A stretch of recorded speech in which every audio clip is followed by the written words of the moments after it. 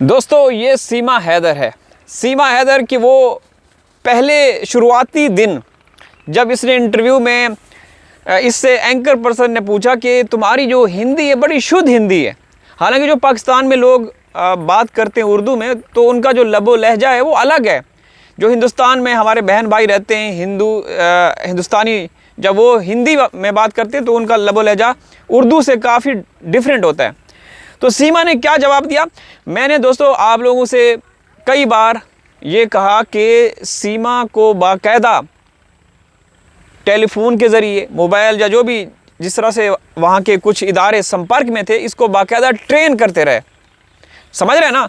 इसका लुक, इसकी चाल ढाल, इसका जो ड्रेसिंग है, इसका अंदाज़ गुफ्तगू है, इसको मुकम्मल तौर पे इसको तरबियत दी जाती रही शुरू में। यानी कि जिसने भी इसको, जो इसके हैंडलर्स थे, जो इसके आका थे। तो ये सुनिए, साथ साथ चर्चा करेंगे। बड़ी ख़ास वीडियो दोस्तों, आखिर तक ज़रूर देखिएगा। आजकल दोस्तों सीमा के वो वीडियोस हम एक्सपोज़ कर रहे हैं, इसके वो झूठ एक्सपोज़ कर रहे हैं जो शुरू में बोलती थी। और 4 साल यानी 3 साल मुकम्मल हो गए, चौथे साल में जब ये केस दाखिल हुआ तो अब क्या बोल रही है, सारी चीज़ें कंपेयर कर रहे हैं। अच्छा ये सुनिएगा, साथ साथ चर्चा भी करेंगे। आप पाकिस्तान से कहाँ से ताल्लुक़ रखती हैं? क्योंकि जो आपकी हिंदी है, क्योंकि पाकिस्तान में तो ऐसी हिंदी नहीं चलती है, तो आपकी हिंदी इतनी अच्छी कैसे है? मेरी हिंदी अच्छी इसलिए है कि मैं इनसे बात करती थी ना, हमें 3 साल बात करते हुए ऐसा ना काकी ना ऐसा नहीं है, ये बिल्कुल गलत है, रॉन्ग है। इससे मैं बात करती थी, इससे नहीं।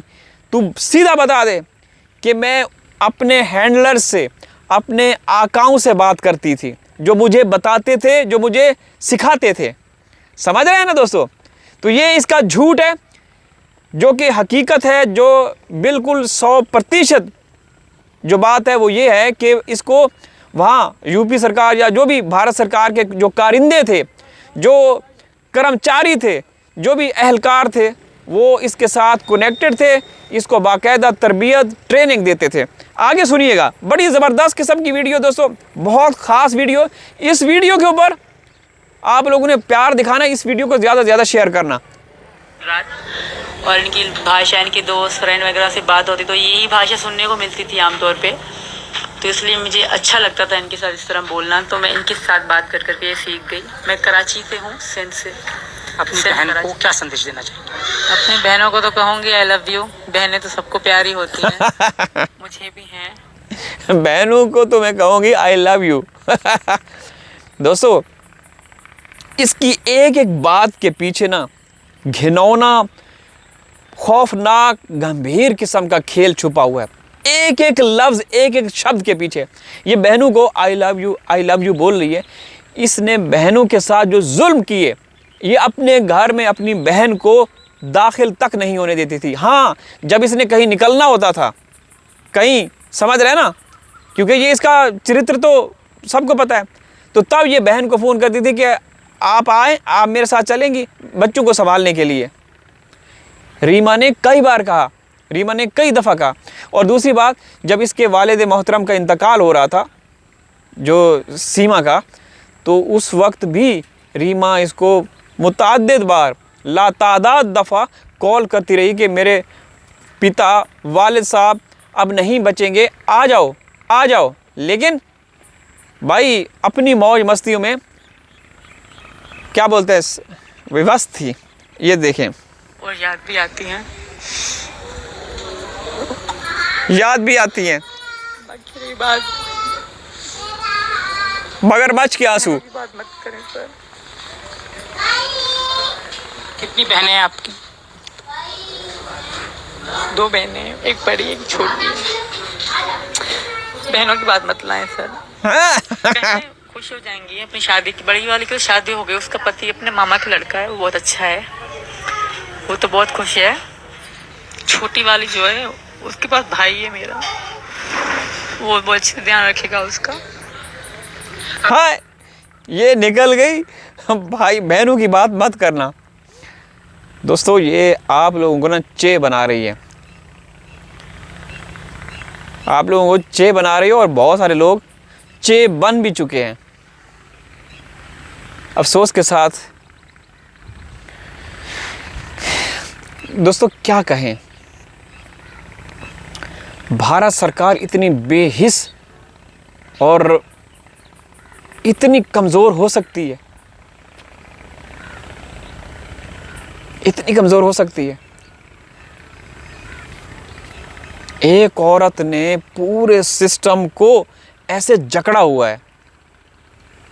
मैंने कल परसों आप लोगों को दिखाई वीडियोस जिसमें पाकिस्तानी कम्युनिटी के जो हिंदू माइग्रेंट्स हैं, जो यहाँ से वहाँ गए भारत में, आपके भारत में अच्छे भविष्य के लिए, वो भूखे मर रहे हैं, भूखे मर रहे हैं। उनकी झोंपड़ियों में अगर कोई बीमार होता है, जब उनको हॉस्पिटल ले जाया जाता है तो वहाँ उनका इलाज तक नहीं होता। मैंने कल आप लोगों को दिखाई वीडियो कि ये पाकिस्तानी हैं, हिंदू हैं। जो मोदी और योगी हिंदुत्व की बात करता है और हिंदू राष्ट्र की बात करता है, वो हिंदू हैं, उनसे भी वो इनको डर खौफ। लेकिन ये औरत मोदी और योगी को भी चे बना चुकी है। नहीं, चे नहीं, उनको नहीं, बल्कि वो आप लोगों को चे बना रहे हैं, मोदी और योगी। समझ रहे हैं ना? जो लीगल तरीके से हिंदू कम्युनिटी के हमारे पाकिस्तानी भाई वहाँ गए, उनको लॉन्ग टर्म वीज़ा नहीं मिला, उनको खाने पीने के लाले पड़े हुए हैं, झुग्गियों में, झोंपड़ियों में रहते हैं, वो हट्स बने हुए हैं, मेहनत मजदूरी करते हैं, उनको लोअर क्लास का काम दिया जाता है। अगर कोई बीमार होता है, उनको वहाँ उनका इलाज भी नहीं किया जाता। क्यों? क्योंकि वो मेड इन पाकिस्तान है। लेकिन ये कौन है दोस्तों? ये मुस्लिम औरत हिंदुस्तान में 140 करोड़ लोगों को ऐसे लगाम डाली हुई है। चल मेरे घोड़े, ठक ठक ठक। पता नहीं घोड़ों की जगह किसी और को लगाया होगा, मोदी और योगी को, और सीमा पीछे सवारी करे, चल मेरे घोड़े, चल मेरे। अरे बेशर्मी और बेगैरती की भी इंतहा होती है, लिमिट्स होती हैं यार, लिमिट्स होती हैं बेशर्मी की भी। लेकिन यहाँ तो कुछ नज़र नहीं आ रहा, कुछ नज़र नहीं आ रहा दोस्तों। मौसम जो है ना बड़ा ही आशिकाना है, बहुत ही खुशगवार ठंडा ठार मौसम है। कुछ देर पहले हल्की हल्की बूंदाबांदी होती रही, अभी भी बादल मंडला रहे हैं, कभी भी किसी भी समय बारिश हो सकती है। यहाँ बैठ के इतना मज़ा आता है ना फ्रेंड्स, आज तो मन करता है आप लोगों से ही बात करूं। फ्रेंड्स आप हैं तो भाई हम ऐसा नहीं बन सकते, अल्लाह ना करे कोई ऐसा बने, और अल्लाह ना करे कोई ऐसा देश का कोई लीडर हो जो जहाँ पे, जिस देश में इंसाफ जो है वो उसका जनाजा सरेआम उठता हो, दोहरा दोगला मेयार हो। समझ रहे हैं? मैं गलत तो नहीं बोल रहा ना, मैं हक़ाइक़ पे बात कर रहा हूँ। अल्लाह हाफ़िज़।